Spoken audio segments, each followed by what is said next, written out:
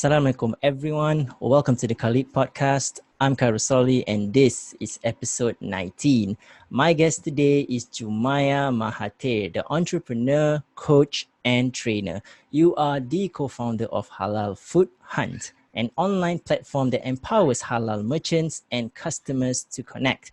Today, you have built a strong community of almost 50,000 followers online where you continuously engage and educate them with information concerning halal food. In 2018, you've been identified as one of Clio's magazine changemakers. We are here to talk about your journey building Halalfoodhunt, entrepreneurship, motherhood, and more. Jumaiyah, Assalamualaikum. Welcome to the Caliph Podcast. Waalaikumsalam. Hi, thanks for inviting me. Welcome. All right. So how have you been with the circuit breaker now moving into phase 1? How have you been managing? I know you have a child at home. I myself, I'm going crazy with my child. Right. So how have you been coping? How old is your child? Mine is turning 9 today, 9 months. Wow, that's new. Okay, Yeah. Somewhere new. At the first, I was actually going really crazy, with the online, the whole working from home thing because I'm very used to working with my assistants around, so I like to see my team. So having them away was really a challenge, and on top of that, we were trying to adjust to this whole how do I work with my child around, and my husband around, because I am not sure how much you have followed my journey, tapi I've been bringing my child to work all the time with me ever since he was born lah. Even back then when you're in office? Yeah. So he has his own work. He has his own play area at my workspace. So nice. he can really just enjoy his time there. And he likes to interact with people. So having people around, they like, so it helps. But now I'm stuck and then with suddenly, right? Suddenly there's nobody. It's just me. I can relate to you. And then my husband as well, he's also adjusting to working from home because he works in a really corporate setting. So working from home in a more relaxed environment really messed up with his productivity and sleep schedule as well. So I think it was really stressful for all of us. But I think after a while we kind of start appreciating the merits of working from home. I mean, just yesterday my husband was like, today is this is a really neat arrangement now, where if he's just doing his work, tapi kalau macam he's stressed, he'll just go to the next room and see my son, and then he'll kiss him, and then he'll hug him, play with him for a while, and then go back to work. It's something that he can't do if he's in the office. Kalau you tengok office and you stress lah kat situ sampai pukul 6. So I mean, then you start appreciating. So when he said that to me, I was like, wow, this is so different from the first week of working from home. True. Yeah, because our working from home started way earlier than circuit breaker, because my husband actually frequents one of the mosques that was visited by an infected case, by a positive case. Oh, okay. Yeah, so the moment we found out, macam they announced kan, there was one period, it was the mosque cluster kan, a few mosques were affected. Correct.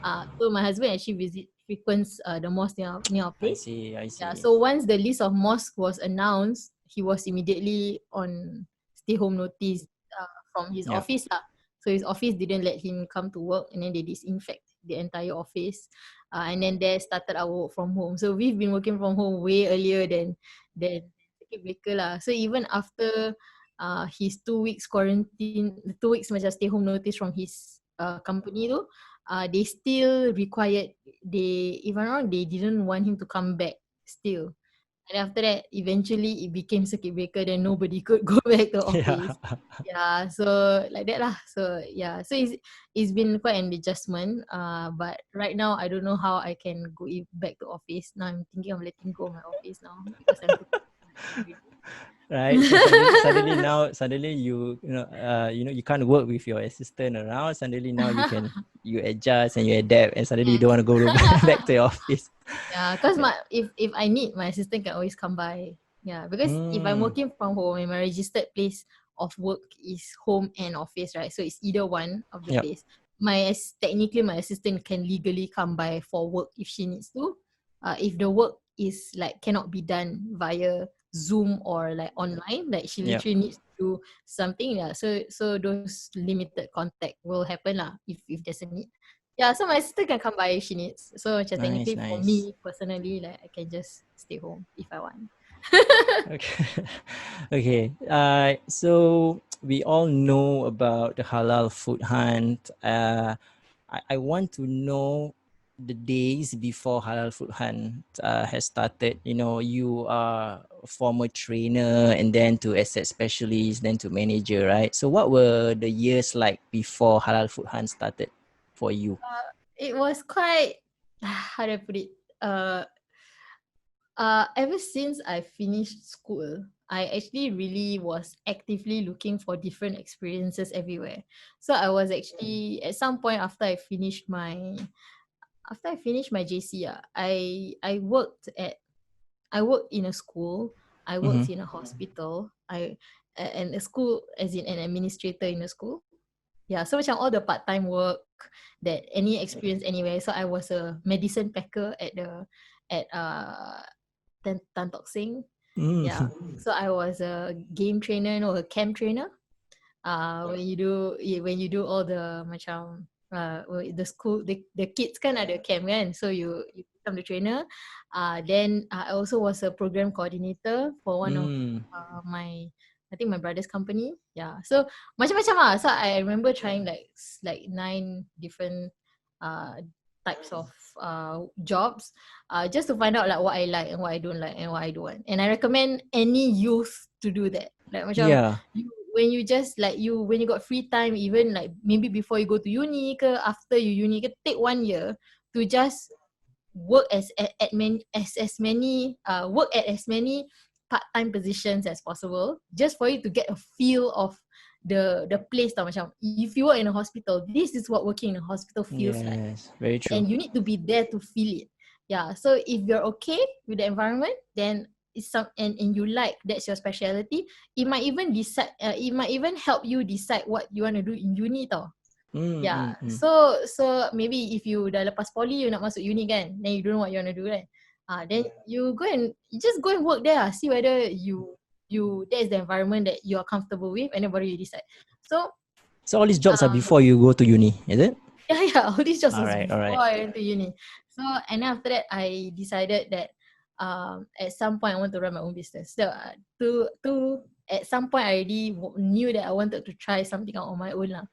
Yeah. Nice. So then after that, after after I went uni, after I left uni, the first week, in fact, during uni, I was already running my brother's business. Okay. Yeah, because he couldn't run it for some reasons, and then he was like, "Can you help me?" So I was like, "Okay." And on top of that, while I ran that business, I was also working as a trainer. Yeah, so that was gearing me up to Yeah. do corporate training actually. Yeah, but I Okay. started Got it. training. I trained in schools first. So I trained simple things lah, those small things like macam um study methods. How do you teach other kids how to study? You teach other kids interview skills, that kind of thing. Yeah, so things which I only stayed teaching the areas which I feel I have done well. So Mm-hmm. I do not want to teach something that I don't know. Yeah, so eventually it moved on to let's teach people how to edit videos, how to film videos, Nice. and then how to create your own movies. I think the latest uh, training program that I taught was I taught a bunch of kids how to basically start their own business online. So at the end of the course, they actually had their own online shop and they had their marketing strategy. Wait, Yeah. this is now or back then? This the recent one was just last year lah. All Before right, all right, all right. Okay, before okay, baby okay. was born.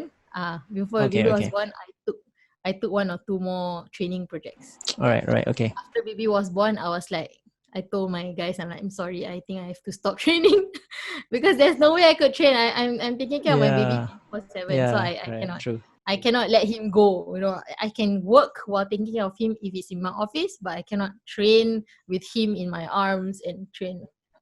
So I said, I think I retire for 2 years. I just stop this for 2 years. Maybe when he goes back to childcare, maybe I'll take it back. Yeah. Then after that, I was working with Waris Halal as a at the point in time baru I graduated. So so after graduation, I was headhunted for a position at Waris Halal. So Waris Halal is a company that runs halal certification or halal auditing, halal inspections for Singapore. Punya halal certification matters lah. So at that point in time, sekarang if I'm not wrong, sekarang if you were to look up Waris Halal, I think their function is going to be their function is different now compared to what I'm going to describe. Because back then I was in Waris Halal for what? Cannot remember now. 2013. So that's a good 6 years ago. Yeah. Kan? So the good 6 years ago too, what they were still doing back then was they were doing halal training. So basically anyone who wanted to get the halal certifications, they have to go through halal training. So this halal training program is something that my office administers. I see. Yeah, so I'm in charge of that program. So we train people about halal matters. That's one. Second is it also does halal inspection and halal auditing. I wasn't the auditor, but I was part of the operations. So I will follow all my auditors. Then I will make sure that the process is efficient, because my role there is someone that can do business and someone that can read applications at the same time. So my chemistry degree really did help, because if someone who come in and macam, I want halal certification for this product, it will be my job to do the audit first. So I will audit the entire ingredient list and I will audit the process of how macam let's say it's candy example. So you will have part of the auditing process is you must tell me how this candy is being produced. So step 1, step 2, step 3, step 4, step 5. So if for me, I will say that, okay, so at step 5, for example, kan, okay, so I'll say, okay, this step 5, kan, there is a byproduct of alcohol in here. Okay.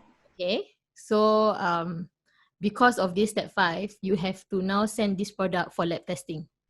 So you have to send it for lab test and you need to submit the lab test to results me. to you, yeah.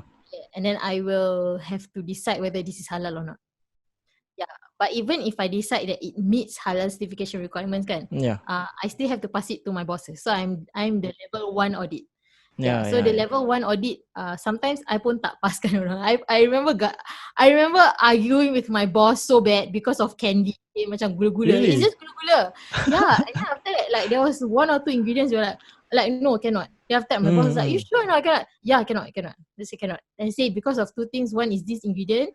The firstly is the byproduct of a certain step that has alcohol in it. Second is this ingredient, it is not raw. It's not a raw material ingredient. And on top of that, it is the first source derivative of that ingredient is animal based. So you have to produce the halal cert for that ingredient. If not, this entire product is tak halal. How do you have so let's that? say your How do you have that knowledge? Like, do you yourself learn it, or is there a course for you to go to? You just ask the bull point question. Is soalan cipu mas. In our many years of doing halal certification, there has been no halal institution for people or scientists to study halal food. Tak ada. So Malaysia has been trying to work on this, kan? And every time they launch something or they announce something, I really hope that it works out. But most of the time, 3 years later, it doesn't work out. So at most right now, we only have halal lab testing. So macam we have a lab in the world lah, not Singapore. Singapore memang tak ada. So it's usually we look to the Muslim countries, either GICC atau Malaysia, and then they will announce that they have a lab. So I'm not gonna announce names because there are some political issues. Usually with halal certification, there's always political issues. So so macam they will sometimes announce that they have a lab, and then the lab will do testing on whether it's halal. So they will have a list of they have a checklist lah. So they check for macam animal byproducts, atau they check for animal source ingredients, and they check for alcohol based products. Yeah. So if all the ingredients checks out, then benda tu you can be certified as halal. Yeah. So you follow that format, is it? For yourself that time? There is no worldwide standard. So I will follow MUIS. Yeah. Oh, okay. Yeah. So I will follow MUIS standard lah. So macam if there's a discrepancy, macam MUIS standard says this and Malaysia standard says that, GICC standard says this, I will take punya lah, because we live in this country, we follow our mufti lah. So that is my opinion, and we will follow the scholars of our region. Yeah. Yeah. So so that is halalification, the boring part of it. It's a very important part, man. Yeah, it's very important, but yet it's like macam if I start babbling about it, it's quite boring actually. Correct. Yeah, so that's the bit about halalification which I macam So it's I wish there was a study. So the last for not long 2 years ago, I read that a Bruneian university is releasing a degree course on halal management. Wow. Literally halal management. So macam MUIS punya halal cert dah start in 1980s tau. Since the first Syed the second mufti, Syed Isa. Right?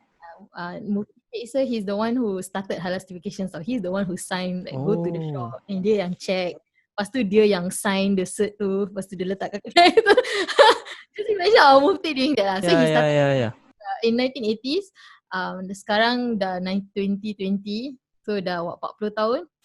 Baru we have one university who recognizes halal and that is doing halal management. I would like to think that I contributed to that, because over the past 6 years, I did a lot of halal advocacy. I spoke at international summits, even though it's not macam publicly announced, kan? Yeah, because this is something that is only relevant in the business world. It's like in the halal industry, like it's something that kalau macam I put it on my Instagram, the people on Instagram wouldn't know what I'm doing. Korang tak faham, right? So but in the other side, I actually did a lot of that work. I presented my research studies on understanding of halal, and all I did it under the banner of Halalfoodhunt. So macam my findings with my followers, I actually presented it on some of the halal summits. So I think I went to 2 halal summits. Yeah. Then I presented it there. So part of my halal advocacy work also happened on Facebook and YouTube. Just to macam, I'm not sure whether you realize, but over the past, since 2013 until now, there has been a lot of discussion on halal. And it was inspired lah. Macam when people feel inspired to talk about it, right? But they don't necessarily know where they get that inspiration from. Right? I like to think that I provide that. Yeah. Because if people are inspired to do something, they often don't recognize macam kat mana, where do you get this inspiration to talk about it, kan? They just say, oh, don't know, my sister was talking about it. Oh, my brother was talking about it to me. That time I went to eat at a restaurant with my friend, suddenly she was talking about halal cheese and whatnot. Yeah, so I write about halal cheese. I write about how there's lack of information on this. That I've done videos on macam if you are looking for a cake, and then what's not halal about the cake, and then what should you be asking about the flavoring, if this is of concern to you, and then after that, okay, I'll tell you what are the requirements, because I want people to know that at the end of the day, kan, the person who issues the halal cert will be someone who looks like me. So, is someone who looks like me, who works in an office, who looks at all the ingredients and then decide, oh, benda ni halal. Lepas tu, okay, the cert is issued. You get what I mean? It's not some mechanical a force of nature ke, you know, that I sumbat in the machine and then boom, halal, you know. No, it's not. There's a person who sits here and decides. So and why shouldn't consumers know about these processes? If you can decide for yourself, then why not? right? So it will reduce your dependency on halal cert as well, and also macam open up your options in areas where there are not many halal options, kan? So you don't have to force yourself to eat a particular diet if it's not healthy for you just because it's halal, you know. Yeah. So that's my life before Halal food halal hunting. food hunt. Yeah. But So but after that yeah, but that I mean, you when you work for what is it called, waris Waris is it, halal, yeah. waris Yeah. halal, right? So you work for waris, I think that is a very crucial skill that you develop, right? Yeah. That you brought forward to your Yes. journey today, Yes. Yeah. right? And So you rightly identified. There's no cost for you to learn this. And at the point in time, my bosses, I remember my boss, he literally had a book called Food and Me, something like mm, that. So it's like he will look at the ingredient. He said that there are days where, and my boss is doing business side of things. So he doesn't do like food research. He's not a scientist. He's okay, not like chemistry or science background like me. Tak. Macam for me, like you give me some chemical, I'll immediately tell you. I'll immediately be able to tell you whether this is plant-based or animal-based, or whether I need to do research on it, or whether there's a byproduct. So that prior knowledge, like background information, is crucial before yes, you start. So can you imagine someone yang tak ada this background? So yeah, dia susah sikit lah. So my boss, to manage this business, he actually had book called Food and Me. So macam dia ada the ingredient tu kan. Someone submits a halal application kan. He will yeah, research on every single one of the food item. And then he will oh, look at the ingredient, all the scientific names. Kadang-kadang like maybe it is a apa color. Maybe they take from a flower, color yellow, and then that yellow coloring tu ada nama. Yeah. mm. So then that he will see the name, and then he will look at it in the food dictionary. And then after that food dictionary will tell him, oh, this product apa, where is it derived from? Is it I from plants? Is it from see, animals? yeah, So after a while, you will develop this whole thing. Yeah. So I did research in that area for like 1.5 years. Yeah. Just understanding wow, food, just doing yeah, research on food wow, for clients who write in, and I have to decide whether halal ke tak before I give it to my bosses. After I give it to my bosses, my stage is just ingredient side lah. So there are other stages. So my bosses side they have to do macam the audit of the facility of that. Yeah. Yeah lah. So and that's where I realized that a lot of information about halal stays within businesses and it doesn't go to consumers. There was nobody talking about halal to consumers. Anyone that talk to consumers about halal is being labelled as strict. Is yeah, I remember I was being called halal Nazi once. Yeah, just because I was trying to tell you like, hey guys, this is what you should look out for cake. That's all. And then after that, then terus macam, oh wow, this girl halal Nazi, holier than thou. Macam kau, you so halal lah, that kind of thing.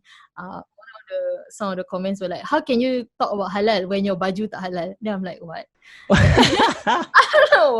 Like, so what? I have to wear a jilbab, cover everything. Then I can, halal ni. You always, when you, how to say, you want to ask about halal and haram, kan? I understand that you guys will ask an ustaz or ask an asatid, but Correct. you forget that there are the people who actually study True, the food true, itself. Like, how correct. can you know whether something is halal or not if you don't know the food? Faham tak? So, yeah. So, Even the ustad will go to you and ask at that point of time, like, hey, is this halal or not, right? So that, funny, this morning yeah, aja ustaz message me. is it? Yeah, this is why ustaz message me. I read to you his message though I cannot say. Mohon bertanya, gelatin fish in general, how to know halal or not? This There you see ustaz that, asking me. So yeah. because I answered his question about famous Amos before. So he was very satisfied with the answer. So macam Really? he will ask again. There, Yeah. there you go, all the haters on, you being halal Nazi. That is where this is a proof saying that, she is legit and she is qualified to talk about halal or not. Right, because there's previously I have this guest. She's in the halal business also, where she's in a bigger field where she goes to farmers and stuff like that. And she told me like there is even halal certified fraud going on around the world. Yeah. So Yes. like, That yeah, is so very true actually. Yes, yes. So I was like, oh wow, it opened up my mind. I said, okay. And then now I'm talking to you, and obviously there are issues, regarding this. And we as consumers, we don't know anything. It's just, halal, okay, eat, right? Stuff like that. Mm. So I Mm. think this is a very and to hear the progress, like what you said, oh, suddenly after 40 years Brunei has this course, it's a slow progress, Mm. which Yeah. yeah, it's a And a bit lot of worrying. this has got to do with advocacy. Like really. Correct. This is advocacy about halal. You macam I wanted to contribute to people talking about halal. So it's not about me alone talking about halal. It's about me talking to someone about halal, and that someone brings that conversation elsewhere. And you Mm, keep asking the question. There was one campaign we ran. I ran it with Halal Food Blog, and the hashtag was ask the question. Yeah, okay, ask the question. So it was like people were like really, we were just saying you need to know whether it is halal or not. Do not just assume. So ask true. the question. So Yep. people are asking around halal ke tak, halal ke tak, halal ke tak. We were inspiring action, though people didn't know that macam, oh, it was actually a campaign by us. You get what I mean? They just Yeah. were inspired to act, just like they were inspired to discuss. So macam, and this kind of advocacy we do it. We can't do it macam Black Lives Matter, Yeah, yeah, yeah. the really macam strong campaign, Correct, because yeah. if I go strong on halal, then I am a halal Nazi. Yeah. Then macam I become a holier than thou person, which is a negative connotation. So macam, um, so I we can't do it that way. We have to do it through the love of food. Correct. Yeah. Yeah. So when we do it through the love of food, sometimes my identity gets mixed up as a foodie, or like someone who loves food. I don't love food as much as I love halal. Yeah, so that's what I got to say lah. So macam, although Yeah. like my partner in crime, from Adam from Halal Food Blog, he also he loves food. He really loves food. Yeah, but I can get really technical about food because I have to study the food before I know whether it's Correct. halal or not. Yeah, yeah, You know what I yeah. mean? Yeah. So so I get mistaken for a foodie a lot because I do food reviews for a living. But I think it's okay for me to do that because through the love for food is also where I get the most hearts open to me when I want to talk about halal matters. Mm-hmm. Yeah. Because it's Yeah. not coming from someone who doesn't eat. Orang kalau dah ada, like you dah ada niat nak makan tu kan, lepas tu tak halal, then you feel very much offended. Yeah. I come from that space lah, where I love food too. So I want you to know this because I care about you. Yeah. I mean, And I'm glad you come from that background, and to have a very, a good branding of Halal Food Hunt, and to mm, know the co-founder mm, have that expertise in that, it makes people, your followers, also like, okay, have a mm, better understanding about food, right? yeah. So I'm Alhamdulillah. glad that you went through that journey to and then started. So let's talk about how the idea of Halal Food Hunt came about. Mm. Actually it was just that lah. Macam I just realized that there was not enough talking. Yeah, it was just not enough talking about halal matters to consumers, to the people who actually buy the food. So I wanted to start that. So I started that with Halal Food Hunt. So it really started with conversations about halal. So yeah, Okay. so I just in the early stages of Halal Food Hunt, I even give halal classes tau, where people, and Oh. I've had people who attend my classes. Like they will come for 2 hours just to listen to me talk about where you should get your Nutella, why is it Nutella some halal, some tak halal, and things I talk Ah. about things which they buy every day. I talk about your butter. I talk about the history of macam in the news kan, there were some cases where butter ni dia halal certified, but when news came out that there are traces of pig in the butter kan, the Indonesians actually burned the factory. That's why, Oh. yeah, so that's why news of halal is of very macam political in Correct. nature, and Correct. is very sensitive. It's extremely sensitive. So if macam traces of whatever is being found in a food that someone buys every day, right? Especially most production facilities are not in Singapore. Singapore is a huge importer of Right. barang-barang. Right. Right. So But if this news hits like macam Malaysia ke or Indonesia ke, they will actually burn the factory down. That was what happened to one of the Really? butter factories. Yeah. And then Man. after that, upon apa? Upon investigation, they found that it was untrue. So it was an allegation aja. Yeah. Oh And then after that, no. what brand was this and why did this happen? Yeah. And why you should be critical of things, kan? Because because when we started Halalfoodhunt also, we work with home bakers, kan? Dah tu we had home bakers yang macam you see macam on Facebook they viral share a few macam IG stories or they share a few photos and say Yeah. Nutella tak halal, something like that. Yeah, yeah, yeah. And then they share on Facebook. And then after that, and then one of the bakers punya sister forward it to her. So she tak happy lah. And then after that she asked me, then she macam dia tanya cakap, Jom, my sister forwarded this to me. I mean, it's like, what is she trying to say? Is she Yeah. trying to say that my products tak halal? Is she trying to say that I'm selling a non-halal product because I use Nutella? Macam gitu. And then after that, I was like, so I actually did a class to tell people Mm. that macam I need to explain to you what is the production facilities work. How do halal certifications work? And why you shouldn't be spreading this kind of thing. I know you found Nutella yang tak halal, Yeah. right? But why is there Nutella yang tak halal and next to a Nutella yang halal? Why? So yeah, so I mean, an interesting backstory is the Nutella from Poland last time tak halal.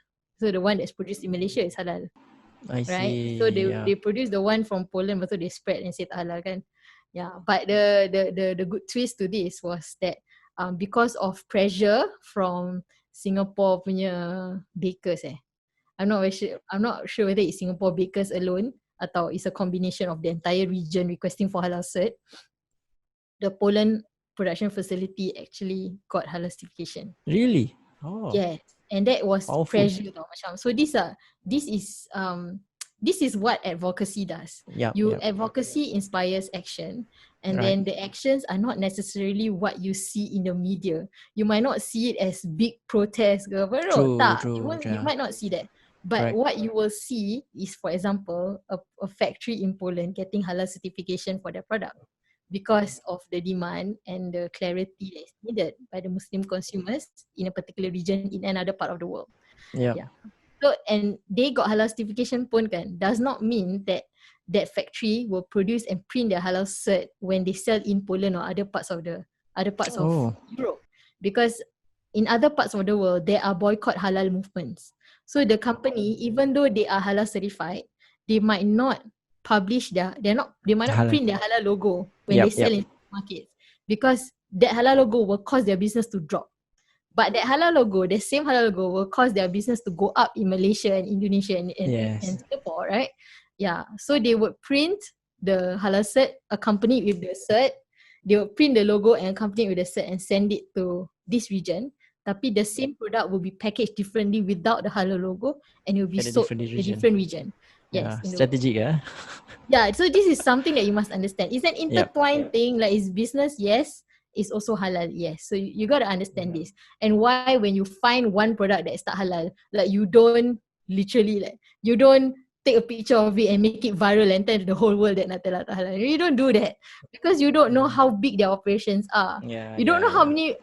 many like macam plants tau. You don't know how many plants Nutella have. I was just Yep. speaking to Famous Amos before Ramadan, right?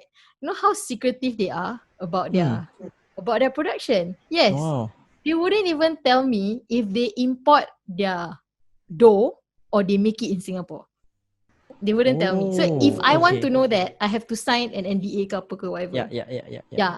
Baru macam and that's why kalau I want to know whether it's halal certified or not kan, I need to know all these process like that you make your dough kan. Okay, your dough come from where? If your dough halal certified ke, or you make it in Singapore ke? All these are important to know if you want to know halal certification. Yeah. That's why people who are working in the halal certifications sector, they are under Official Secrets Act. Yeah. Ooh. They actually cannot talk about their clients at all. Yeah. So but when I approached them from the media lens. So they were very clear of macam, oh, I can tell you this, I cannot tell you this. I cannot do that. Yeah. So the outcome might not be consistent throughout the whole world. Right. You get what I mean? Yep. Yeah. And therefore virality, fake news and all that does not help.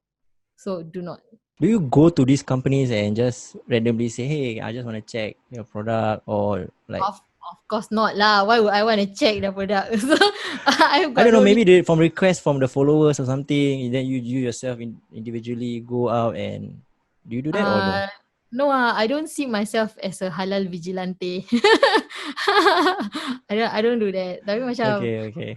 but I do approach them from a more friendly lens because I do not want to Ah, be seen as also a halal Nazi from the merchants end of things, you know. So most of the time, if I'm really interested in the product, and then macam, there's really a lot of requests. Like for example, a hot topic request was bubble tea. Macam, Jums, can you explain to me whether bubble tea is halal yes. certified or not? Because I like it and I drink it almost every day. So we produce a video with a halal certified brand, and that halal certified brand actually explain to us what are the halal risks in between. So masa dia nak dapat halal certified tu, what did he have to change to get the halal certification? You get what I mean? Okay. So from there, kan, the consumers are able to decide for themselves. This guideline of macam Halalfoodhunt punya media, I will never mengharamkan sesuatu and I will never menghalalkan sesuatu because that's not what I want to achieve from Halalfoodhunt. What I want to achieve is I want my consumers to be critical and I want them to think for themselves and I want them to decide for themselves. Nice. Yeah. So something that is macam very clear, macam benda ni dah halal certified, means somebody already checked. Okay, then there's no contest about it. But if but there, even as simple as Muslim owned establishments, there are people who will contest tau. They will say that macam I know this place is Muslim owned. I know who's the owner. I saw the owner go clubbing last night minum alcohol. So how do I know whether the makanan dia jual kat restaurant tu halal ke tak? Okay. So yeah, Wow. and literally like they will tell me this and they will tell me in excruciating detail and they'll tell me which brand, they'll tell me who's the owner, they take picture. Really? So they're also clubbing with the owners. Tu wallahu alam lah. Okay, this is funny. So like what do you expect me to do as a media? You want me to name and shame? So I will not do that. I will not name and shame. Then I will just keep I'll keep the media fair. Yeah. And also that's not my question.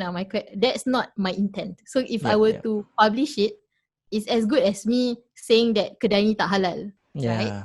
But I'm not gonna do that. So what I'm doing is I will tell you based on the verification I have. So the verification I have is this place is Muslim owned. So you decide. You critically decide. Yeah. So that said, in future I will be opening up other verifications tau, which our community right now might not be ready for, but we might open up in other countries first. Oh, okay. So macam under Halalfoodhunt? Of course, Halalfoodhunt lah. Halalfoodhunt was built to go international from the very beginning. Nice. This is maybe a secret. Yeah. So it's just that awesome. we're supposed to go international end of this year, but it looks like no travel because of COVID-19. So we had to macam navigate the business a bit. Yeah. But nice. Let's say I open up another verification and I say that this place is macam apa, okay, Muslim owned but in another country. Yeah. And then after that you go there and then you see tak bersih. Yep. Then how? You get what I mean? So you decide lah whether you want it or not. You get what I mean? Correct. But so at the end of the day you say your followers will have a critical point of Yes. You decide and you decide for yourself. I will give you information based on my verification. Right now it's halal certified and Muslim owned, and we are the only company right now in Singapore that verifies based on documentation. So there are other companies or other Facebook groups that will just macam they just publish and then they say, oh, this place is 100% Muslim owned. And then after that they share the food they ate there, and then as good as endorsing it as halal. Yep. Kan? Tapi when they do this endorsement of halal, tak ada, they never check. There's no, like, you did not check with the owner. You did not macam you did not macam ask for documentation, stuff like that, because there's no system. You are just a consumer kan. Yeah. So why would you ask for all this information? You won't, right? You get what I mean? Then you just share it as halal, and that is, I think, very dangerous, because we saw several cases of that happening in Ramadan Bazaar. Yeah, Mm-hmm. where you think that this is Muslim owned just because Yeah. there's somebody Muslim standing there selling it. Tapi it's not tau. So when Halalfoodhunt came in and we asked macam, are you halal certified, or macam we asked, is this shop Muslim owned? And then the store seller will actually say, I don't know. Mm-hmm. And he's a Muslim guy. Yeah. So Okay. the store seller will say, I don't know whether it's halal or not. I'm just here to sell. Yeah. Oh Then I say, okay. man. Then is your boss Muslim? No, my boss not Muslim. Ah. I like that. Yeah, and there are many cases of this, especially in Ramadan Bazaar. So it's very macam it's very important for you to like macam, even though you receive information that it is halal ke not kan, you need to Yeah. verify it for yourself. Yeah. So And under one way Halal to Food verify, Hunt, Halal Food Hunt, you guys verified it, yeah, we verify it. right? So macam even if you are Muslim owned business, home based business kan, you have to submit your identity to us. Yeah. You are the seller for this brand, right? Okay. Yep. So if there's a complaint against this brand, kan, we will actually take down that brand, and that's the end of it. You cannot produce another IC. You get what I mean? Yeah. Because if you shut down somebody's Facebook account, then the person can just create another Facebook account with Right. another name, Right. right? Right.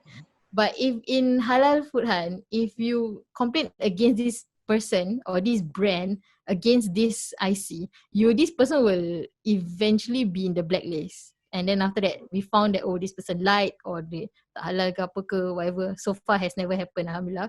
But if it happens, that's the end of it, because your identity is with us. How many times are you going to do this? That you Yeah. can get your True. friends True. to help, but it's like, I will know one, because the industry talks. Like, Correct. yeah, you can, True. so you might be telling me more information, but once I publish something, the people around you will say something to me Yes. also. Yes. Yeah, which is like happened in the wedding industry before.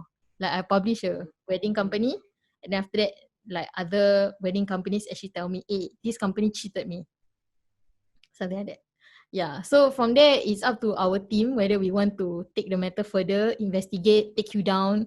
Because if there is a legitimate concern where me promoting you, people take your service and then they get cheated, I don't want to be I don't want to be a party Yep. to that. So I will just take you down and not promote you. Macam itu. Yeah. Mm-hmm. So it's up to us lah. Wow. Actually, there's a lot going on behind Halal Food Hunt. I didn't know that. Yeah, I don't All know I that. know. Oh yeah, all I know is that Halal Food Hunt. I'm just excited to know what's the next trend about food is coming. What's nice here and that. But behind the scenes, what you're sharing with me, you guys have such a big vision and mission going on, which I'm glad that I brought you in this podcast to talk about. Really. I just curious about why those Muslim-owned establishment, right? They don't go for halal certification. Why stay in Muslim-owned? Why can't you just get a halal certified and just simple done? Halal certification has its own. I think both sides ada pros and cons lah. And some business owners also ask me straightforward, macam, I'm a Muslim owned business. Why must I go Should for I? halal cert? Yeah.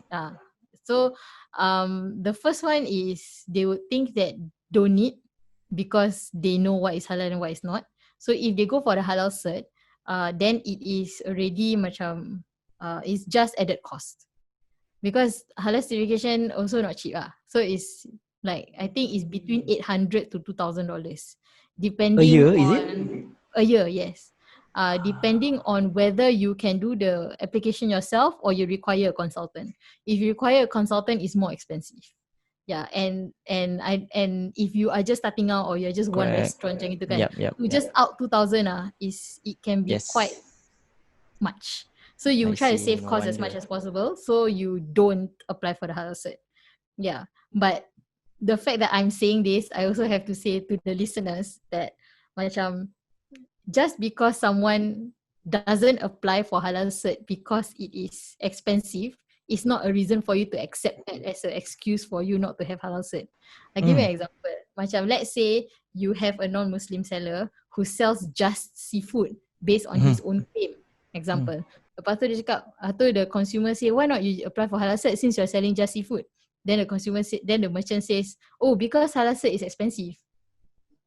And then the Muslim accepts that as a reason. Lepas tu accepts that as halal. And then just eats it. You found what I'm trying to say? Yep. So yeah, not going for halal certification because of the cost, right, is a business decision. It's a decision that is separate from whether the food is halal or not from the consumer. Right. But that doesn't give you the green light as a Muslim to says that it's halal lah. Yeah. Correct. It doesn't give you the green light to say that it's halal just because this person did not get halal cert, because once you use that reason, any Tom, Dick and Harry can use that reason and then like claim that their food is halal. You get what I mean? So So that is one of the reasons. Cost is a big factor of whether they go to halal cert or not. But most of the time it is cost. Second is also the hassle of it, and also whether or not I think the industry can handle it, because macam there's a lot of people applying for halal cert and there's only one muiz, right? So last I heard, the processing for halal cert last time when I was there, they gave 2 months. You from the moment you apply, maximum 2 bulan you will know whether you get your halal cert or not. Now? Macam, now it's 6 months. Wow. Yeah, now the promise is 6 months. Like why is it a hassle? Why can't you just get a... there's a lot of documentation though. Is a it? lot. There's really a lot. So example, macam you want to apply for halal cert, the first thing you need to do is to submit your menu. If let's say, so macam I am fully qualified to be a halal consultant. Literally, I can go to a restaurant and say that, do you need halal consultation services? Do you want to apply for halal cert? I can help you. I'm your consultant. So you pay me a fee, and then after that, I make sure that my job is to make sure that your restaurant gets halal cert. Okay. The first thing I'm going to ask for is your menu. Okay, after I get your menu, the next thing I'm going to ask for is your ingredient list to make each of your menu items. Okay. Then after you have the ingredient list, the next thing I will ask for is you need to tell me each ingredient to who is your supplier. Okay, and then whether or not each of the ingredient requires halal cert. So for example, you pakai sayur, sayur don't need. Seafood don't need, but if seafood has been processed, then you need.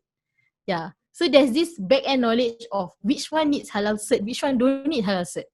Yeah. Which actually the average Muslim, I wouldn't know this if I did not work for Waris Halal. True. You need industry knowledge and experience for this. Yes.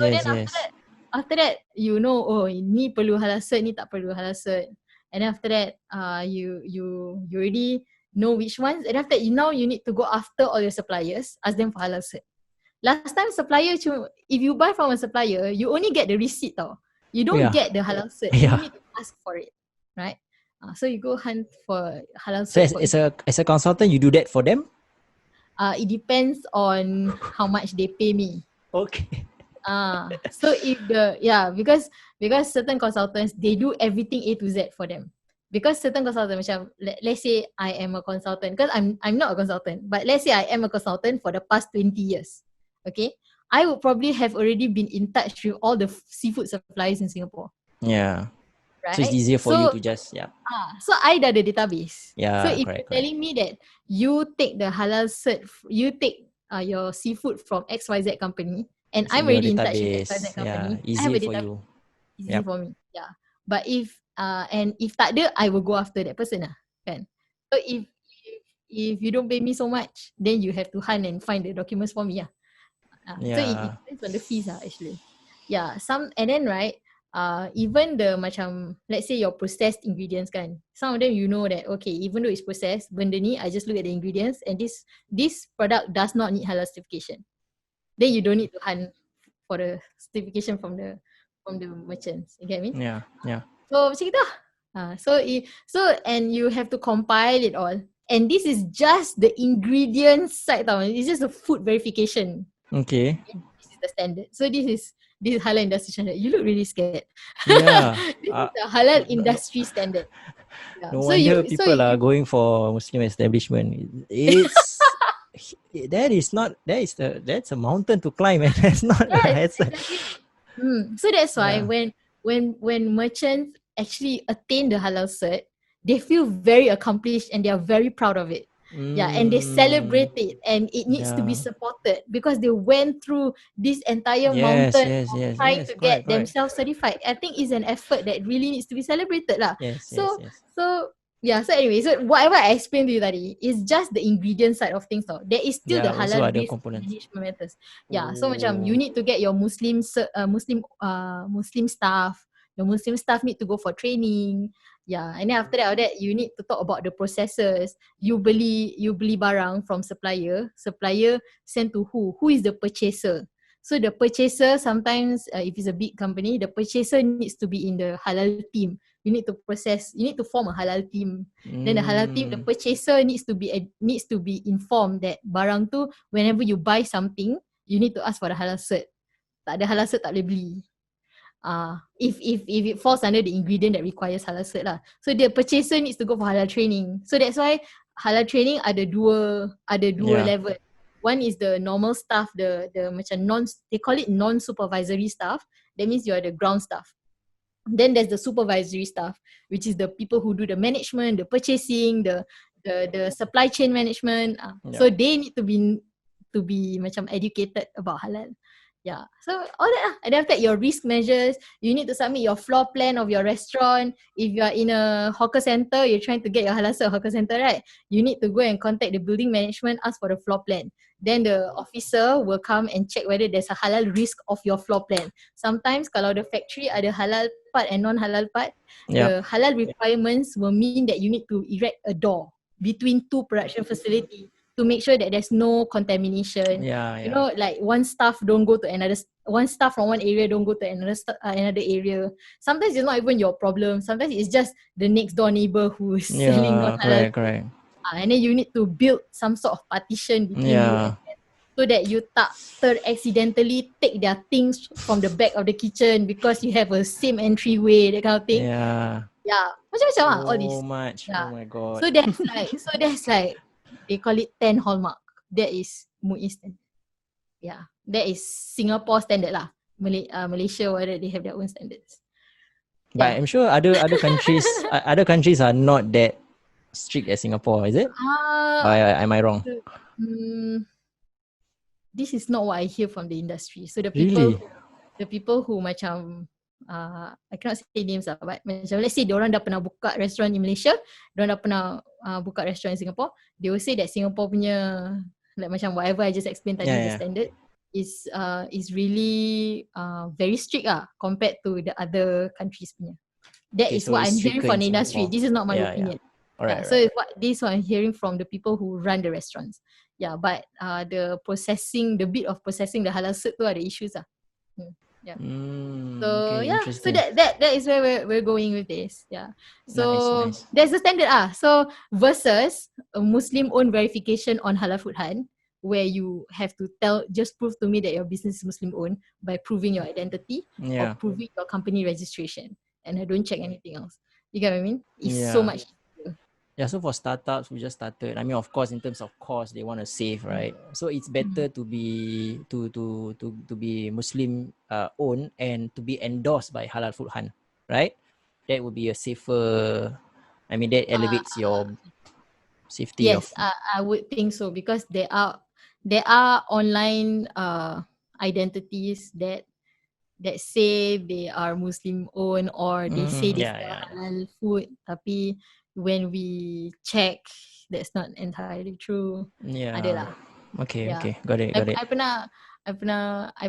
It's very funny macam this brand is known as has been Muslim owned, like it's known as Muslim owned tau. So we somehow investigated and we found out that it's not Muslim owned. Okay. So kita take out this brand's name from our list. We did Alright. that. And then after that, but you never say anything. We just take the name out only.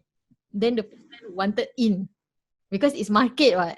Yeah. So the person wanted in, and after that he actually approach his friend who is Muslim, and then ask his friend to write to us to say that the business is Muslim owned and that he's the owner. So the friend wrote to us and say, if this company says that the company is Muslim owned, please don't believe. I know what's happening.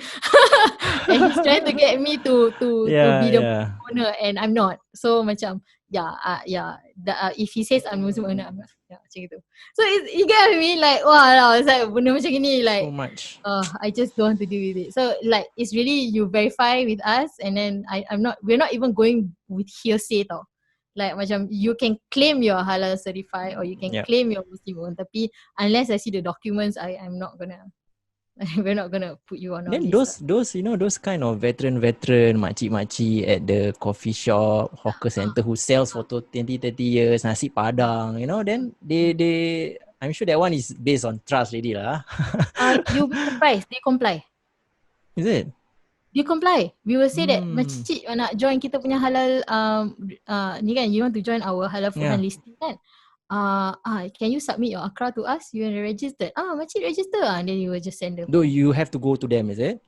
Yeah. Because they couldn't be bothered to just, right? They will approach. They quite tech savvy. Yeah. They will know. They might not know how to conquer Instagram. Tapi if you just ask them about macam certain documentation, they're pretty okay. They're compliant, and on top of that, they like to be part of a community. So before Halalfoodhunt is anything else, before we are verifiers, we are actually a community builder. So they will see Halalfoodhunt as this like macam community of foodies, and they want to be part of it. Nice. And they will actually understand. They won't macam take it as a macam offensive if I were to ask them. Cik, can you produce to me document to see? Is it? Nice. They will not take it as an offense tau. They will take it as a standard, and they appreciate it. They appreciate it. So that's that nice is something. That is something that was surprising to us. Because kita pun macam takut nak tanya. This company, like the boss is always online or that. But no, once compliance means compliance. They will just give. Alright, nice. Okay, next question. Why do you think there is a lack of awareness and understanding of what is halal or permissible in Islam in our community? I think it's just because people don't talk about it enough. That's all. And also there's a fear and stigma. Remember how I said that when I started talking about it, people call me a halal Nazi. And that kind of negative connotation to anyone who starts this advocacy stops people from talking about it entirely. I don't even need to talk about it on a public space. You just talk about it in your WhatsApp group.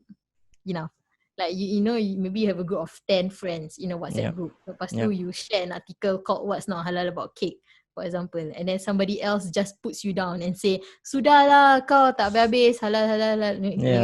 Makan je lah. Makan je lah. Atau they say, sudahlah kalau nak maybe a very common reaction is sudahlah, makan kat rumah sudah, tak payah keluar makan. You get what I mean? So if you keep putting people down like that, then people just don't talk about it. Right. So when you don't talk about it, it's not important. If you don't talk about it, it's not important. If you talk about it, it is important, right? So there's the lack of this understanding and awareness just because not enough people are talking about it.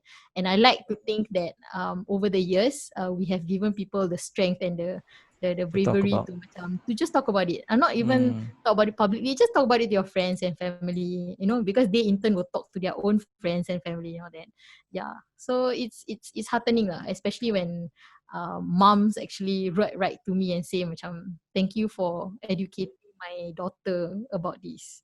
And the daughter actually watches me on Instagram and Facebook, and then the daughter is the one who tells the mom whether it's halal or not, based on what I say.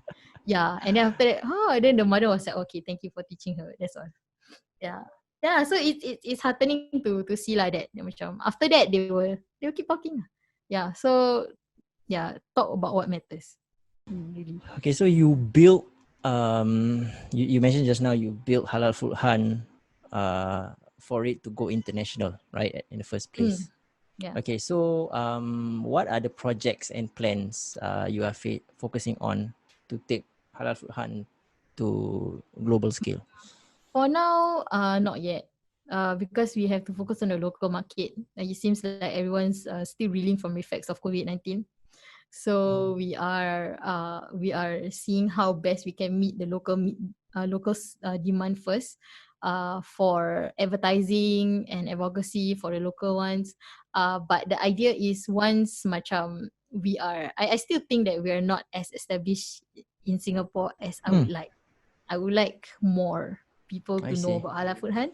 Okay. And when I feel that we are ready, we actually intend to. If you ask me like what is the plan here, right? Yep. Yep. Yeah, it's really to get our followers to travel with the app.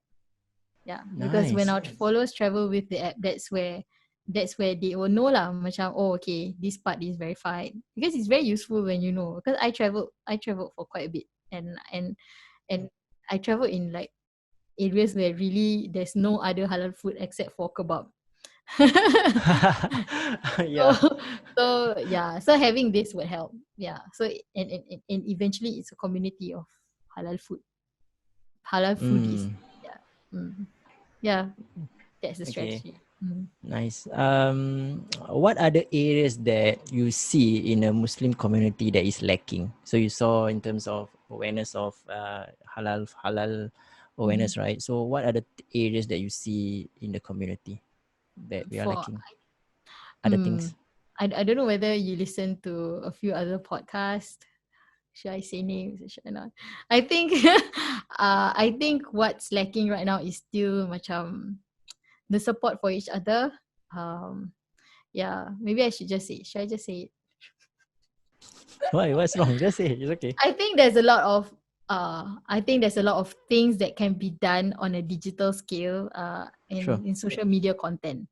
I think that people like you who bring forward Muslims who are successful, I think more people should be doing that, and more people should really try your hand at being successful in Mm. however way that you see yourself as successful. I know right now the current narrative is that you run a business, your business does Yeah. fantastically well, you are successful. Yep. But there are other narrations of n- that that suc- there are other ways that success can be narrated. Correct. Yeah, and we should own it. Yeah. So until today, especially today, when we're talking about Black Lives Matter, and we're still talking about how minorities are being sidelined. How, like, I mean, I think the Black community in the US is really facing a really really tough time right now, because their lives are at stake. But what we learn from this is that it's not just them, it's all minority groups all over the world. Correct. Yeah. So and while in Singapore we appreciate the safe environment, that we don't feel that I don't feel that my life is threatened just because I'm a minority in Singapore. I feel safe. Yeah. But in other areas, right, racism is still institutionalized. Yeah. So macam it's not it's how do I put it? They are not outwardly racist, or Mm-hmm. macam they don't say that hey, I'm not gonna hire Malay. But I saw several posts about yeah, they don't say that, but they prefer to hire people who speak Mandarin. And if you were to macam Mm. do a entire and to be honest, I do business in China. I've bought a lot of things from China, buy and sell and traded Yeah. it in Singapore as well. Nice. They speak English just fine, right? They really do. So Yeah. if you're talking about I need Chinese to do business in Yeah. Singapore, I'm like, okay, like sure. Okay, but anyway, yeah, so macam and this matters. So it's but here's the take that I want you to know what it's like. It's not about protesting, or it's not about there are other approach to this, especially Correct. when people label us Malays as lazy, or like Yeah. apa you don't know how to take care of your money, or you macam there's certain stereotypes, and then like which makes us lose out in Yeah. terms of employment, in terms of Correct. whatever. Okay, like here's another perspective to it. So what I see lacking is our own community people not owning up to their successes. And more people should own up to their success, because when Nice. you own up to your success and you help other people in your minority group to be successful, you are changing the narrative of the society. And that is how you change racism. And that is how you change perspectives. And that is how you change stereotypes. Sometimes they are not racist. They just believe a certain stereotype. You get what I mean? Yep. Yeah. So, and there is really a fine line and difference between this. So you need to keep showing and owning up your successes and celebrating successes everywhere. Instagram, Facebook, because now everything is digital. So yeah, just do it. And if, let's say macam you've always received, or you've always taken business advice from a white man. Mm. There are several business owners Yep. who are Yep. white men who give fantastic advice, right? How about you take advice, or macam you take advice from a local minority who says the same thing. Yeah. You get what I mean? They Correct. like, you share their content too, because they're also saying the same thing. Because eventually success, like, I mean, success that people are talking about, it doesn't stray away from the natural characteristics. Grit. You need to be Yep. disciplined. You need to have focus. You need to have tips on here and there. You know, these certain tips here and there, how you manage your day, stuff like that, right? Celebrate the local ones who are giving you the same quality advice. You know, Yep. pick local. So when you do that, you are helping the rest of the community, whether it is your community or the outside community, actually macam look up to your own Mm-hmm. minority race lah. Yeah. Yeah. Yeah, just like macam Barack Obama, you know, like he did wonders for the black community. True. Yeah, how it changed perspectives, you know. Yep. And then, I read yesterday, my husband is a huge soccer fan, so he was like, ever since Muhammad Salah became like, since he became famous ke, Yeah. since I don't know what was it, that since he became whatever, he became a public figure, Yep. hate crimes against Muslims dropped by Drop. 20. Yeah. So just because of one Muhammad Salah. You get what I mean? Yeah. So I Yeah. would think that Muhammad Salah actually saved a lot of lives, Yeah. just because he is really good at what he does, Yeah. and he does it in public scale. Yep. So macam, and I gotta say that it does not take just one Muhammad Salah though. It's not just one guy who macam, suddenly trailblazed through like for whatever season, and suddenly he's number one footballer.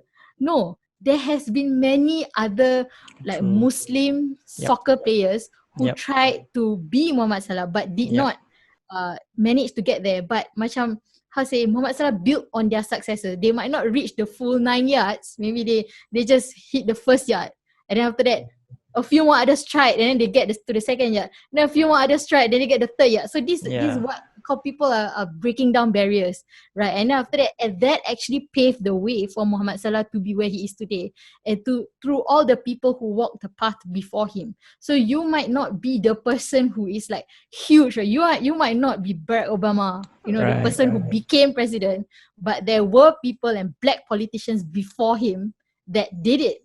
Yep. And they were breaking the barriers bit by bit by bit by Yeah. bit. Yeah. So it's really like a whole community effort. Not one person can do this. And you got to understand this part of community building. So macam, so it doesn't matter. To me, like I and I'm also going to be launching, I told you, I'm going to be launching Jumaiyah consultancy soon. Yeah. I'll be tackling quite a number of things over there as well. Nice. Yeah, so like when we do that, like, to me, it does not matter whether I pass or fail. Like, let's say Halalfoodhunt makes it internationally, or let's say Halalfoodhunt fails miserably next year, and I have to announce that okay, I'm not working on this anymore. I'm closing it, even Yep. though even though like macam I already put in a lot of effort. I think I'm just giving this up. I'm selling the company, so I'm giving it up. If that happens, kan, I bet you there will be another Halalfoodhunt version of verifiers online that will come up and they will be successful, even if I'm not. But what did I do? I contributed by paving the way for them to do it. Yeah, I'll give you a really good example, okay, of a local scene. Okay, this is the inspiring story of Ustaz Mizi Wahid. When Ustaz Mizi Wahid started, I was one of his students, like very very early on when he started at Guthrie Building, and macam dia punya classroom was just like 10 people or 15 people in one classroom macam itu. And he started English speaking religious class. At that point in time, nobody wanted to teach Islam in English. But there was demand. Everyone teach in religious classes in Malay Arabic. But there are people like me who macam go to school and then we speak English 100% of the time. I don't understand it. I kahwin with my husband, right? I actually had to ask him, do you want to read the akad in English? Yeah, because my husband macam Melayu dia tak. And when we wanted to go for Malay for marriage course, the marriage preparatory course, his dad actually told him, kalau tak faham tanya Jumaiyah, because the marriage preparatory course was in Malay and he speaks 100% English, you know. So macam dia takut tak faham. The father was afraid that dia tak faham, and then like if you tak faham then you might not understand like your roles and responsibility as a husband, right? So yeah, so that was a concern. So providing these lessons in English is really really important. Okay. Look at it 11 years later. Today is 11 years. Yeah, so he's someone that I followed for very long. He's my personal ustaz and he's also my kadi lah. So macam then he's 11 years later, you look at how many people have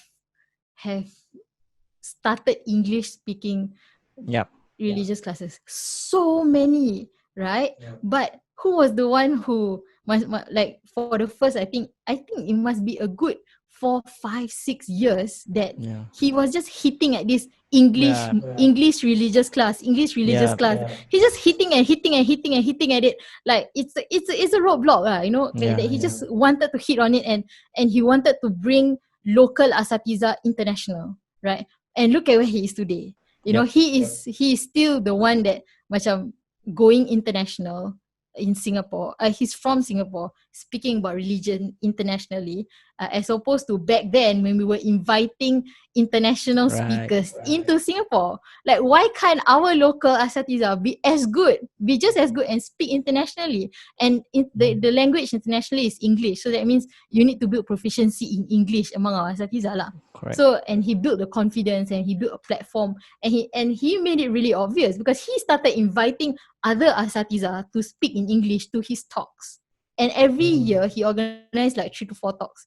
And even though yes, it is for us to macam learn religious lessons, but it really also about giving the asatiza an opportunity to speak and preach in English. Because he was paving the way for other asatiza to do it as well. So he not only did he hit the roadblock, he deliberately did it for other people as well. Like he deliberately like paved the way for others to do it. You get what I mean?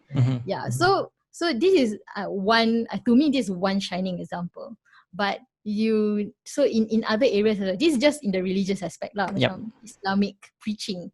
But yeah, there are other areas. So macam for me, it's the tech app development side. So if I were to ever start a YouTube channel, I will talk about how the tech side of things are. I will open up my Mac and tell you what's inside my Mac, how much RAM I have, and why I do my own upgrading, my podcast setup, and what I used to do things. So yeah, so it will be a really entirely tech. But have you ever seen a hijabi macam talk tech?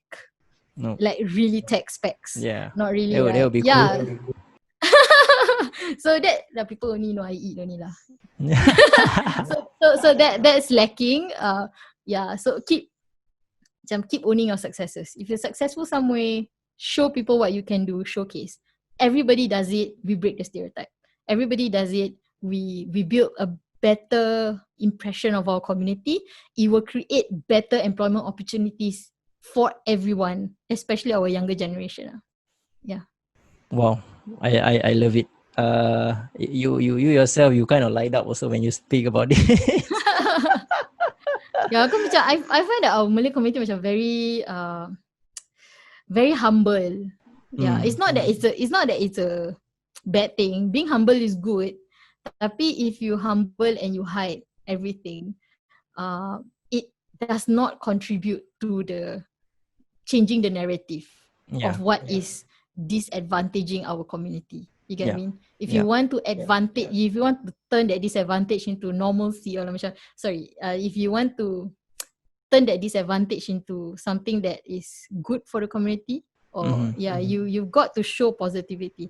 I think a good Right. example is Ibit Lu. Did you see Ibit Lu punya No. video? Like somebody criticized Ustaz Ibit Liu for showcasing his good deeds. So Ustaz Ibit Liu actually go to the really macam destitutes, and then he macam give them a home, and then he pays the rent, or he builds the home for them, and he videos this entire thing about him Yeah. macam helping others lah. Is it the Malaysian Ustad? Yes, the Malaysian Okay, Ustaz. okay, right. So then after that, people kecam dia. Like if Yeah. you really so ikhlas, then why you put it on video? Document, yeah, Right. true. So that yeah. So for and there is, and particularly it is this very important reason that the more you hide, let's say the more you show goodness, right, the more it will be emulated. Yep. The more people would want to copy. Like, yeah, so you same with hijabi, hijabi stars. So they are fashionistas and they make the hijab look so beautiful and they don't pakai makeup, and then they take pictures very nice, then they wear baju very nice. Do you know how many girls grow up and like wear hijab because Because of they are them, hijabi yeah. stars that make the hijab look so beautiful? You get what I mean? And that is good lah, in the eyes of Islam. That's good. We have more people dressing modestly. That is good, right? So you get what I mean? So the more things are being showcased, the more is being emulated. But why is it that kita kecam sesama diri kita sendiri True. for showcasing good things? Why? But when people showcase bad things, itulah yang korang viral kan. You get what I mean? It's yeah. So the play on media has got to be this. So kalau macam if you are showcasing what you're good at, or what good deeds that you do, and orang kecam you or people give you hate kan, then just ignore it. You've got good intention. You've got good intention to macam just, especially if you're a mom or a dad it's like dia macam ni, nanti anak you dah 5 tahun 6 tahun, lepas tu nak kena watch video from YouTube, right? Then what is your child watching on YouTube? Right now my kid watches me on YouTube tau. Okay. You get what I mean? So then my husband will like tengok mama do event. Tengok mama do event. Okay, mama cooking. Look, mama eating. Mama teaching people about halal food. You get what I mean? So that is what my husband does sometimes when macam dia dah bored, don't know what to do with my kid, then he will show my videos, you know. Yeah, sometimes I'm not home, lepas tu my kid nangis kan because he wants me, then he will just watch my videos. So what content is that? Is that content that I want my son to emulate?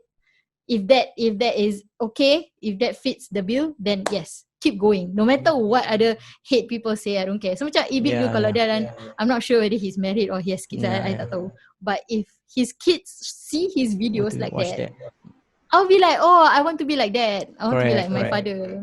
You know. So yes. So keep going. If you know what you're doing is good, then keep going. Doesn't matter what others say. Yeah. Nice. Own your successes. Yeah. Wow. We can do one episode just on that. Yeah, I know, right? Right. Okay. Next question. Share with us some of your best business lesson you have learned while building Halalfoodhunt. I think the biggest lesson, I just share with you one big lesson, which I want everyone to know so that everyone stops fighting with each other. Anyway, so always remember that Allah's rezeki is abundant. So I actually shared on my IG story the other day that I was taking on feedback from my curated list where I actually sold 21 different products that are from bakers across Singapore that I really like. So I endorsed 27. So I endorsed 27 different hari raya products, and this is dubbed as Halalfoodhunt's best selections. Yep. So I was gathering feedback, and not all the feedback were positive, right? And then I was talking to my IG followers lah, my personal one, about this feedback. So I showed them the negative feedback and I showed them the positive feedback. And I wanted them to reflect. Macam if this is their business, if someone said this to them, especially the negative That's ones, good. That's good. Yeah. how would you feel? And would you continue this project next year? Would you continue your business or will you shut it down? Right? And then I shared with them the positive side. Actually, I received a lot more positive than the negative lah. But I find the negative, I find the ones that I shared, the negative ones, it was pure honesty. Macam it was honest negative feedback. Dia tak ada, I didn't sense any hate in that person.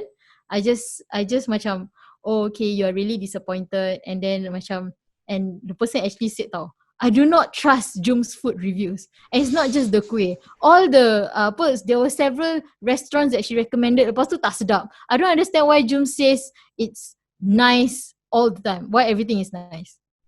Yeah. So the person actually said, the person macam, I could say that she's attacking my integrity. Yep. Right? But I didn't take it that way lah. I just take it as macam she's just being very honest lah, that she doesn't trust me. Yeah. So the conclusion of that particular exchange on IG story was that disagreements is actually Allah's blessings. It's rahmat Allah. That's number one. Like you cannot get, it is impossible to get everyone, 100% of people to agree with you on one thing. Yeah. Because the ones who give good feedback and the ones who give bad feedback, both of them were talking about the exact same service. Yeah, because all of you receive your products in time during this. Everyone went through the same purchase process. You all went through the same servicing. You all got your products in the same day. And you guys are eating the same kuih from the same seller. But one person swears never to buy again. Another one tells you to reopen the orders immediately because they want to buy. And then they send you a lot of love. One sense you hate, one sense you love, but they're all talking about the same thing. So I'm like, where do I go from here? So it's so number one, you got to know that in business, disagreements is rahmat Allah, and this is Allah's way of telling you what is your rezeki and what is not your rezeki. So in business, Allah asks why business is as how do I put it? Why is business an occupation that is highly encouraged? It is actually an occupation where you get to know exactly macam whether your effort translates to rezeki and whether it doesn't. Bila is your rezeki, bila is not your rezeki. And it's like your constant relationship with Allah, whether you ask from Allah, whether you get your business tomorrow or the next day, it's really macam you doa ke tak? You get what I mean? Like I have been in the dumps. Like I've lost so much money that I didn't know what to do, and I was like, oh my god, and you should. And I was like, okay, what do I do now? So I just ask from Allah. So every night I just macam I doa, I baca Quran, I baca surah Al-Waqi'ah. Then like I ask from Allah, because macam when you are at that position kan, you dah tak ada there's nothing that you can do that immediately solves your problems kan. It's really macam that challenge is what Allah will give you so that you come back to Him. You get what I mean? Like so in your financial and business challenges, use it as an opportunity to build your relationship with Allah, because that is where you will see macam what is rezeki. Because kalau you earn a full-time income kan, every month you get this, get that kan, macam guaranteed, you don't feel the ups and downs you don't feel. But if you run a business, you feel it. And you don't know macam whether your next business is guaranteed, and you will always ask from Allah for it. So that's the first lesson. Second, your disagreements between your customers, that's rahmat Allah, because once you do business and you try to reach for that rezeki, right, that is when you will know which is your rezeki and which one is not your rezeki. And that is ketentuan Allah. You imagine you finish everything already, macam like you already sell, you do your marketing, then you already sold everything, the person buys, the person receives the good, the person's not happy, suddenly, maybe halfway the person didn't receive the goods, and then the kuih jatuh during delivery. Okay, so you have to, let's say one bottle of kuih $28 example, then you have to spend $14 more to buy the ingredient to make again, send for delivery. So that on that order you're already making a loss. Yeah. Right. That's not your best. Yeah. And then if two person disagrees on one product, that means the person A, that's your rezeki because the person agrees with you. The person who disagree, that one is not your rezeki. This person, this rezeki belongs to somebody else. That is Allah's way of macam telling you that there will be enough for everyone.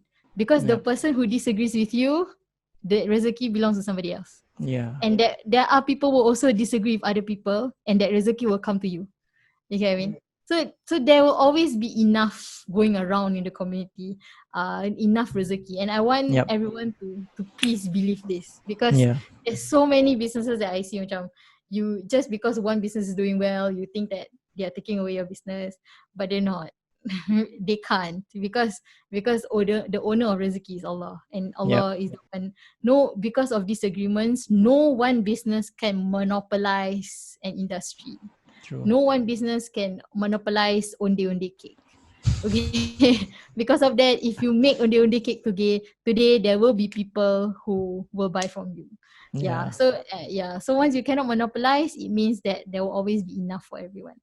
So that's the bit lah. And also the people who give you hate mail, the people who when you receive negative feedback, you need to filter it, whether it is hate mail or honest negativity.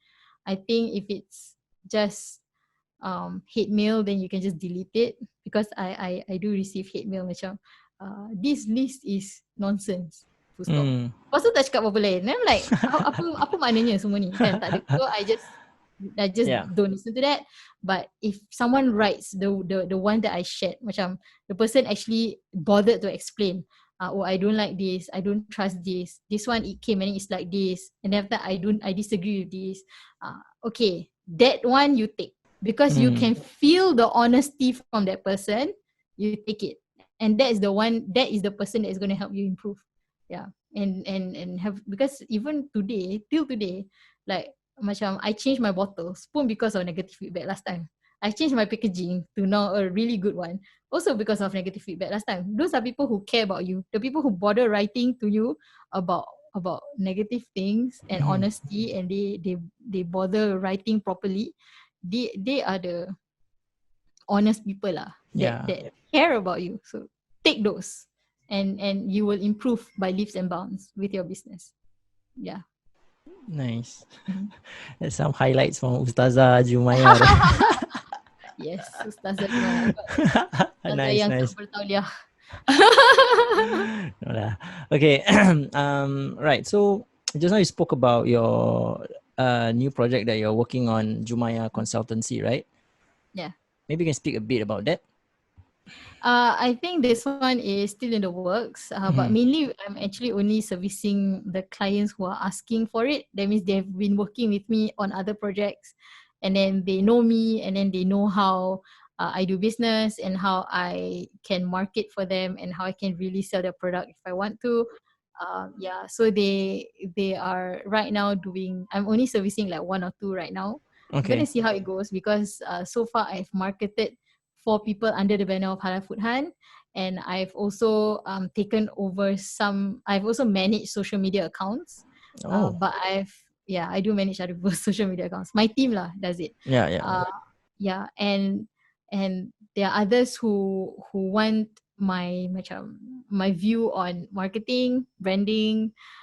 Some want to consult me on digital matters. How do you make it in this community with a particular skill, with a particular set of needs lah. So for that I will be consulting them. So that's the first bit. Is it the same as, because I did some digging and you have your own website also, right? So you did a bit of personal branding also. You do coaching and training, right? So is it the same? Coaching and training is where I teach someone how to do it for themselves. Consultancy is I'm their partner in their business. Okay, got it. Yeah. So it's So two when two you're separate thing. yes, yeah, yeah. So there's so So much it's going on. two separate function. Yeah. Yeah, there's a lot going on. Tapi macam I like it because I think it still inspires me. Because if you keep doing the same Right, thing over again, you might not right. be inspired. I think staying inspired is really important. Yeah. Nice. Very Mm. good, very good. Okay, so what are your tips on growing an audience and building a community on social media? I mean, you have done it, so maybe some tips. Be honest. Don't lie. Yeah, because even when you are telling the truth, people will say that you are fake.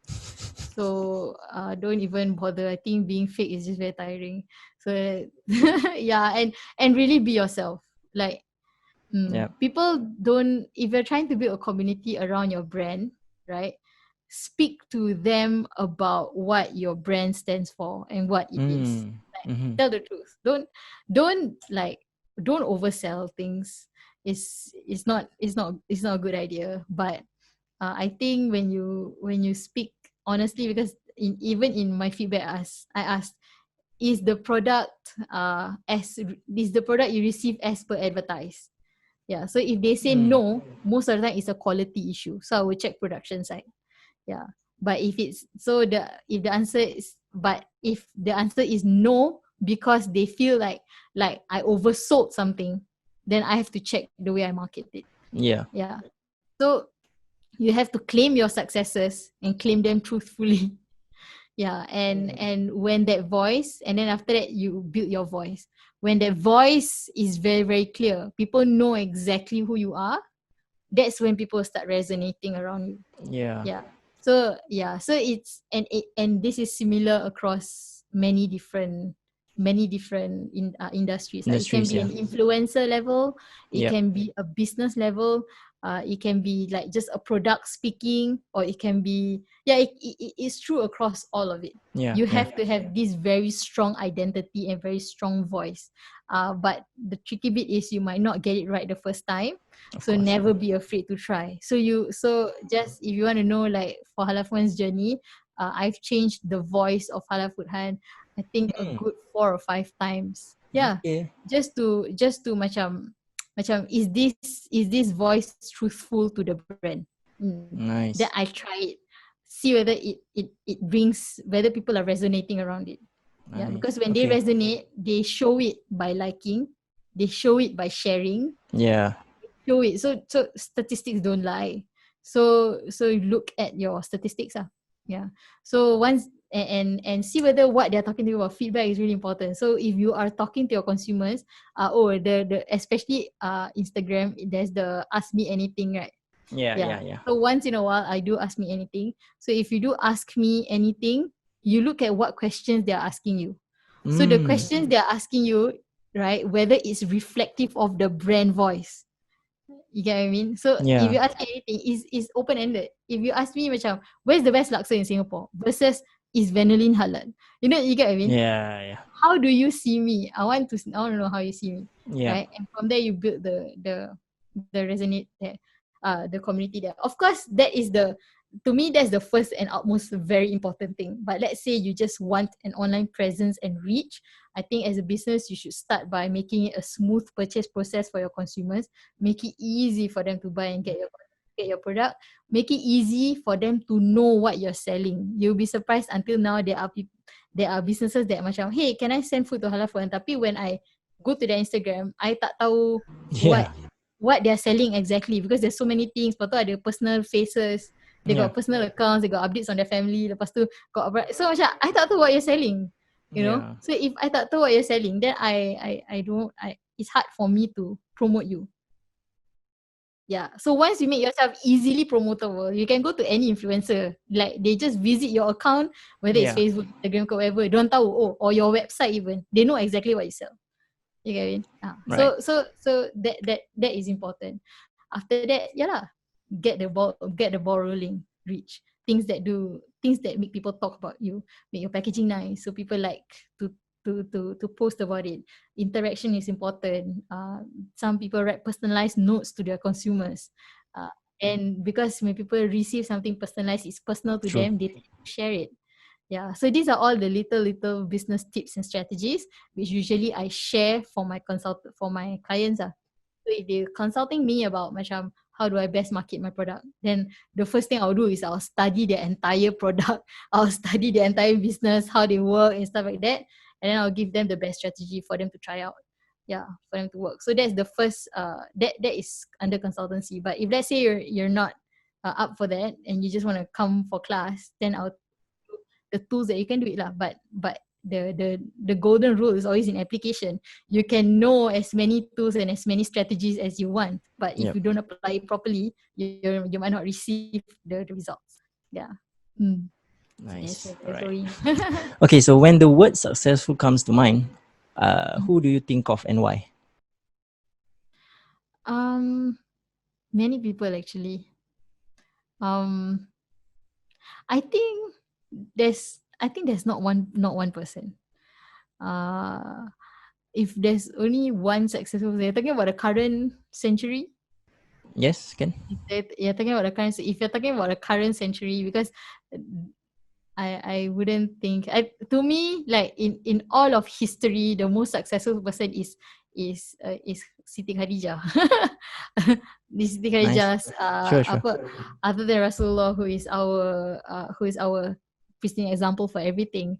But yeah, I would take Siti Khadijah as a very good example of someone who's good in business. Tapi Mm. I how do I put it? I when I saw this question, I had issues pinning down a name, because even just naming Siti Khadijah like that Yeah. might put a pressure on people to think of Siti Khadijah as the only successful version Right. of success. Right. Which I don't know whether you feel like a few years back there were people who they just they they were running campaigns, or their slogans were like be like Khadijah, be like Mm. Khadijah, like be the Khadijah of our community, that kind of Yeah. thing.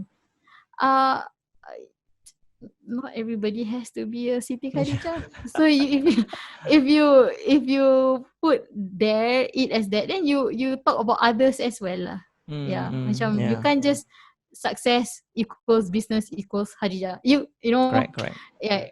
And there was I think there was a pressure for people to start their own thing and run their own thing, because that's what everyone else was doing, and I didn't want to contribute to that, so I was actually very silent about my entrepreneur journey. Yeah, I I did not share. see. Only until recently I actually did not share about me starting my business. I didn't talk about my journey. I don't talk about my challenges and my successes. I don't talk about Yeah. it at all, even though Yeah. this is my 10th year in business Wow. and I'm Okay. 30. I don't talk about it because I just do not want to contribute to the pressure of, you want to be successful, you start a business. I Yep. don't Yep. Yep. see it that way. I think success has got so many definitions, and it can Correct. be different career paths. It's True. just that for me, I like doing business. I really enjoy it, and yeah, and that's something I want to be good at. So that's why I'm pursuing this 100%. Yeah. Nice. Nice. So that question is very high pressure. Yeah, that's what I want to say lah. Macam Noted. successful, I think successful is a feeling. It's not so much a person. Yeah, Mm. which brings me to the next question, the last question. Like when you feel when you when you feel successful, you should ask successful people how they feel about their lives. Mm. And then if you feel the same, then you're successful already. So it's not What so do you mean by much you about feel the same? okay. So macam um a successful person, for example, to me, okay, let me describe this successful person. So if there's a successful person, and what is this successful person feeling? So firstly, the successful person feels inspired, uh, also at the same time relaxed, doesn't feel stressed, and at the same time is able to enjoy their family and also be inspired by their work. Mm. You get what I mean? Yeah. So it's like a harmony of your work Yeah. and your achievements and who you are, and the person actually, this successful person also knows uh like who they are in the world and what role they play, Yep. and they are also at peace with themselves. Nice. Then that is a successful person. Yep. So if you feel the same way, then you are successful already. But don't stop yourself from helping others, Correct. because I think people who achieve greater success are people who help others even more. Great True. businesses help people, like, True. you get what I mean? Great business help people. Like, just look at Google. Google made connectivity happen Mm. because it started with, they want people to connect. Then they want people to make it easier for documents to be shared, Yeah. make it Yeah. easier for people to communicate online, make it easier Yep. for people to do this. These are Yep. all helping people, and that's how Yes. you be great. Yeah. Yeah. Okay. Yeah. Nice. Nice. Love it. Okay. I always ask this to all my guests. What makes a great leader? Ah, what makes a great leader? I think year 2019 was something I learned a lot about this. It's about being Nice. a great leader because of, I think I learned from my own failures as a leader. So moving forward from 2019, I became more mindful of my actions and more mindful of my words. Yeah. So a great leader would be someone who is firm, know what they want, know how they're going, where they're going, but at the same time, very kind. So very kind in the words, very kind in their actions. And a great leader is also someone who takes care of themselves, at the same time takes care of others. Yeah. I mean, I someone who is able to take care of themselves are in a better position to take care of more people. And Mm. that's how you have one leader with big, huge companies, because they are Yeah. able to inspire others to also take care of themselves, who are in Mm. turn able to take care of others. Correct. So these are leaders who lead with example. Yeah. Nice, nice. Okay, Jumaya, we come to the end of the podcast. Any Yeah. last parting words that you would like to say? Um, I think I will just repeat what I said earlier about the Muslim community. Remember Sure, to sure. support each other. Remember to support each other. Claim your successes, because the more successes you claim, the more of course truthful ones lah. Don't claim the fake ones. So claim, if you're good at something, show people. Mm. If you're successful at something, show people, claim it, and not only that, share about other successes as well. Yeah. And that is how we help change stereotypes that are hindering our community. Yeah, because if you want the whole community to succeed, we need each other, and everyone needs to support each other. Yeah. Nice, very nice. Thank you so much for sitting down with me here today, sharing with all the knowledge that you have shared. I pray that may you continue to educate people more about halal, right? And also serving the community. And yeah, so may Halal Food Hunt grow internationally, Alhamdulillah, and inshallah. you continue to stay humble and helping others. Inshallah. Yes, Yeah, please make dua for us. of course. Thank you for inviting me. I May enjoyed. I enjoyed. may this podcast bring more I mean, successful people, I mean, and your showcasing of successful people help inspire our young ones I mean. their career path especially. Thank Yeah. you. Thank you.